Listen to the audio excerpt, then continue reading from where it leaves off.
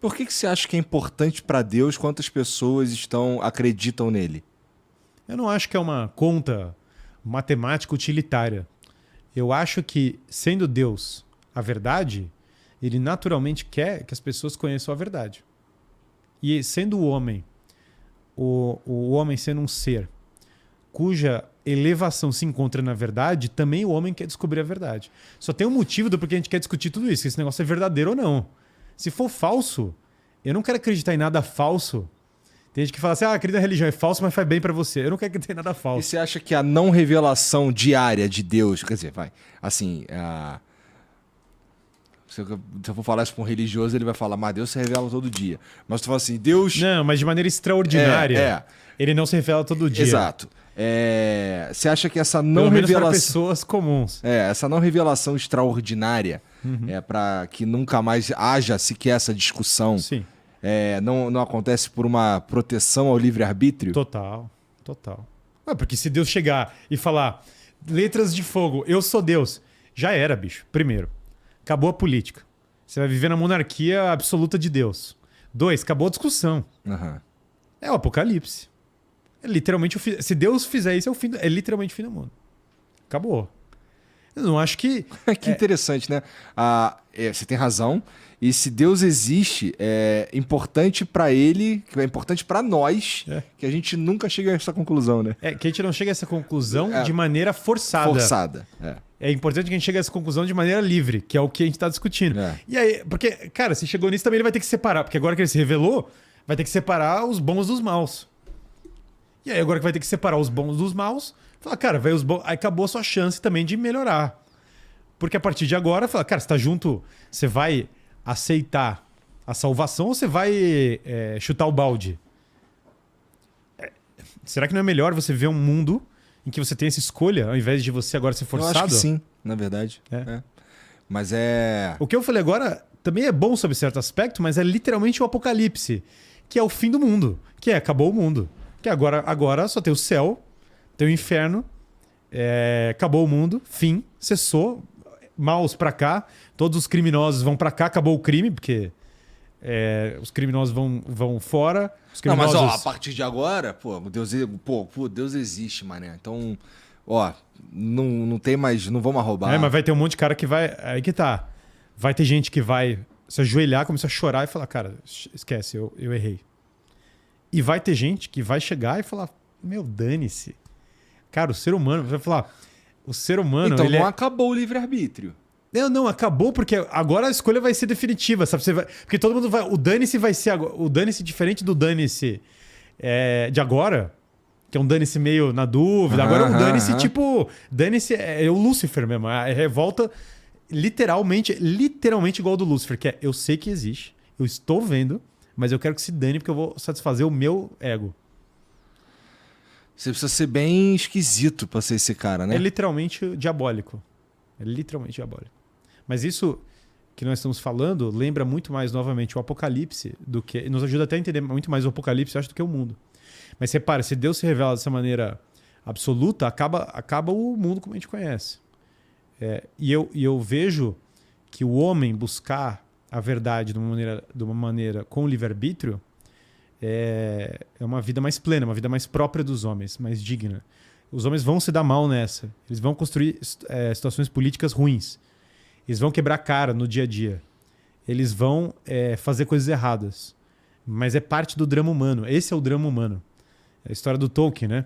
Não nos cabe saber o destino de todas as coisas. Nos cabe fazer o que é melhor com o tempo que nos foi dado. O Frodo, por exemplo... Uma das paradas mais fodas que tem na Sociedade do Anel. Eles estão em Moria. E aí quando o Frodo vê o Gollum, tá ligado? Que aí o Frodo fala assim, porra, a gente devia matar ele agora. Sim. E aí o Gandalf fala pra ele, cara, você tá falando que ele merece morrer, mas você consegue dar a vida a quem merecia viver? Sim. Aí o Frodo fica, caralho, não. Aí, então não seja tão rápido pra julgar. Exatamente. Não, e se o Frodo tivesse matado o Gollum... Tinha dado um monte de merda. O anel tinha... O Frodo tinha roubado o anel. O Frodo salvou mais a Terra-média tendo misericórdia do Gollum do que levando ele destruindo o anel. Claro, o caminho dele do anel é muito forte. Mas por que isso? Porque o Tolkien não queria que o Frodo fosse Jesus Cristo, que ele fosse o próprio Cristo. Ele queria mostrar como a providência divina, como a presença última de Deus é o que redime a humanidade. Não é o homem, não é você que vai ser o fodão que vai resolver tudo no peito. Que, na verdade, Deus guia a história, guia a sua vida, que ele te deu um propósito e dentro desse drama maior é ali que está a sua salvação. O que é bom também, porque tira um peso dos homens, o peso de que você tem que ser o cara que vai resolver tudo. Não é... Há um convite ao heroísmo, que é grande. O Frodo carrega um peso gigantesco. Mas o Frodo só tem que cumprir o papel dele, ele não tem que ser Deus. Então existe essa beleza no Senhor dos Anéis. 3 personagens do Senhor dos Anéis, eu vou voltar porque eu estava antes e depois, como o Cristo morre, entre aspas, e renasce. O Gandalf enfrenta ali uma figura diabólica, que é o Balrog, que é, entre aspas, um anjo como ele, porque ele é um Maiar. E ele cai até o fundo da terra para renascer como o Gandalf o Branco. Assim como o Cristo ressuscitou com o corpo glorioso. O Aragorn vai até a mansão dos mortos para libertar as pessoas da mansão dos mortos e voltar como o rei. Assim como o Cristo vai até a mansão dos mortos para tirar as pessoas. E o Frodo sobe a montanha da perdição, assim como o Cristo subiu o Calvário, para redimir as pessoas do pecado, que é o anel. Então, os 3 são como o Cristo, mas eles não são o Cristo. Eles só fizeram mini... Até porque o Frodo dá uma vacilada no final. E todos dão em algum nível. E o próprio Gandalf fala que ele não conseguiria levar o anel. Então, é interessante porque o Aragorn é o rei. O Gandalf é o profeta. É o que anuncia o que vai acontecer, qual é o caminho de cada um. E o Frodo é o sacerdote. É o que oferece o sacrifício. Que no caso também envolve o sacrifício dele mesmo, que é o mesmo sacrifício do Cristo. Então é muito bonito, porque o Senhor dos Anéis, ele traz em si a figura do Cristo sacerdote, rei e profeta. Só que de uma maneira cor santos. Então, a verdade, em termos desse mundo, né? Porque é fantasia o Senhor dos Anéis. Tem gente que fala, o Senhor dos Anéis é fantasia, lógico. Parabéns, Sherlock. O ponto não é que é fantasia, entendeu? O ponto é o que comunica do mundo real. Pô. Também tudo. Claro. Se fosse literatura, tudo é fantasia. Pô. Também o Dostoiévski é tudo fantasia, mas ele está Música, falando. Quadros, tudo. Mas ele está falando sobre algo que implica alguma coisa para sua vida. Senão seria muito autorreferencial. Em certo sentido, o Frodo, o Gandalf e o Aragorn são como santos. São figuras que viveram como Cristo, cada um com seus defeitos, com as suas dificuldades, mas viver essa entrega. Então o Tolkien falava isso. Até quando o Tolkien converteu o C.S. Lewis, um dos argumentos que o C.S. Lewis era ateu, né? E eu fui nesse lugar, fui lá em Oxford, tive a chance. Fui participar de um encontro, né, do Jordan Peterson, de 1000 líderes globais, né? E eu fui lá para discutir os problemas do mundo, uma loucura. Doideira, gente do mundo inteiro, cara, uma coisa de louco. Uma conversa boa já adiante que não era das palestras, era cara, a do backstage é a melhor, sempre, né? Você vai fora do evento e tal. E aí eu aproveitei e falei, tô aqui na Inglaterra, vou lá para Oxford, né?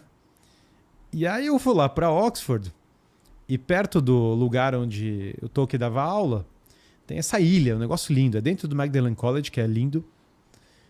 Chama Edson's Walk. É tipo uma ilha, um caminhar ali numa mini ilha.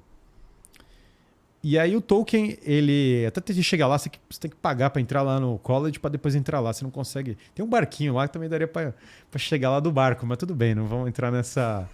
mas teria que entrar lá. E aí eu entrei. E eles ficavam caminhando, Tolkien e o Lewis, em círculos ali. É lindo. É Senhor dos Anéis total. Fiz uma live até no Instagram na ocasião. Liguei a galera e falei, galera, tô aqui no negócio, vamos conversando e falando. Mas aquela coisa bucólica, assim, ovelhinha, parquinho, sabe? Aquelas rodas girando, aquela vegetação Inglaterra. Caraca, bonita mesmo, maneiro. Interior. Negócio... E os prédios góticos do lado da Oxford. Cara, o negócio você sente no Senhor dos Anéis total.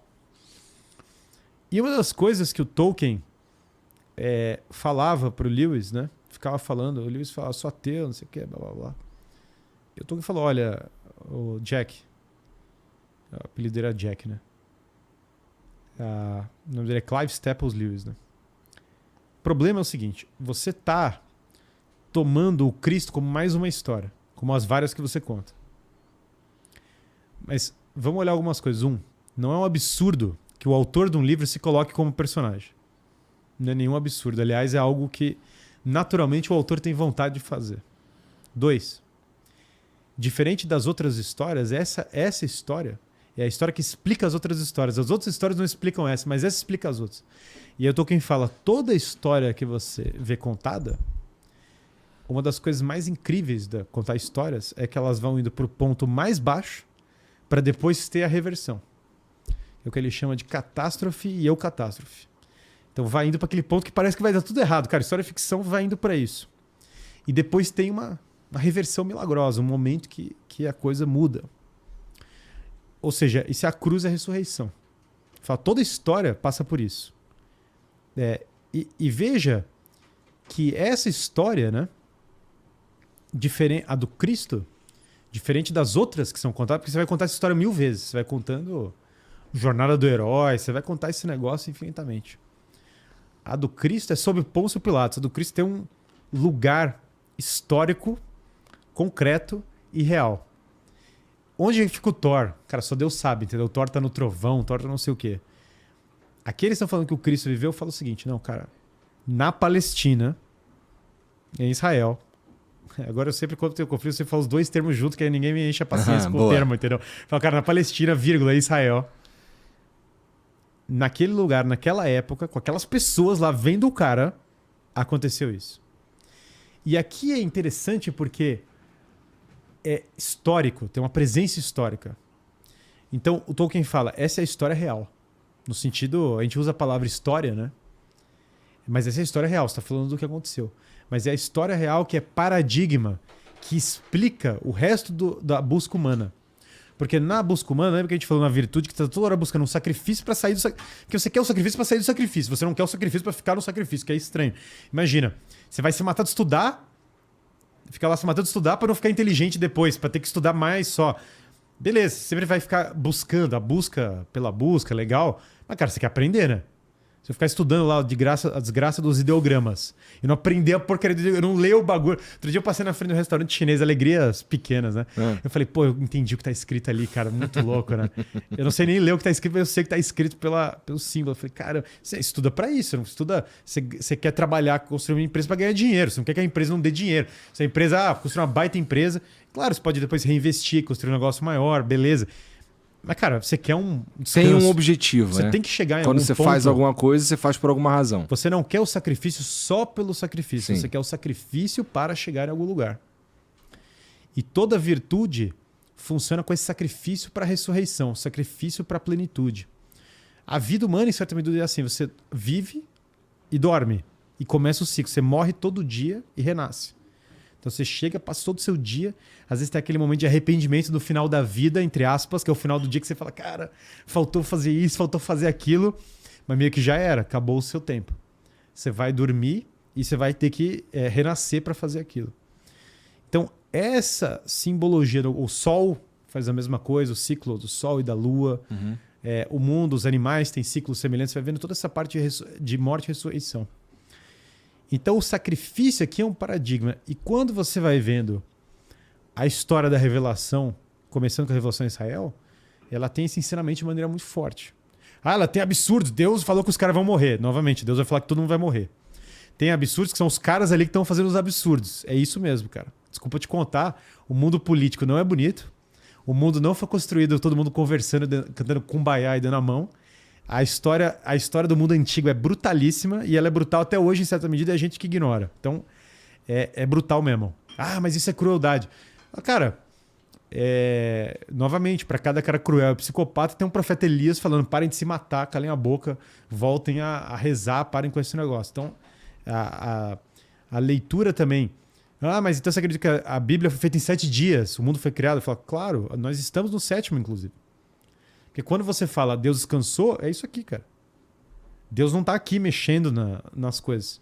As pessoas têm que aprender a diferenciar, quando leem as Sagradas Escrituras, o que é simbologia, o que é linguagem simbólica, que tem muito, o que é história, que é a história, por exemplo, do povo de Israel, que é o que está lá, e a implicação espiritual daquilo. Porque existe uma diferença muito grande entre um acontecimento histórico com uma implicação espiritual e um acontecimento histórico puro. Aham. Exemplo, Claro. Moisés deixou o povo vagando no deserto até o povo chegar na terra. Esse é um acontecimento histórico. Aconteceu. Moisés andou com os caras e deixou eles no deserto. Mas isso tem uma implicação espiritual. Qual é a implicação espiritual? Tem uma lição para você. Que se você tiver tomado pela soberba, se você não abrir mão das coisas que estão te ensoberbando, que estão lá, você vai ficar perdido. Você vai literalmente ficar perdido. Você vai perder o seu rumo. Então você precisa aprender a caminhar no deserto para depois você aprender a ter uma casa. Você precisa aprender o sacrifício para depois aprender isso.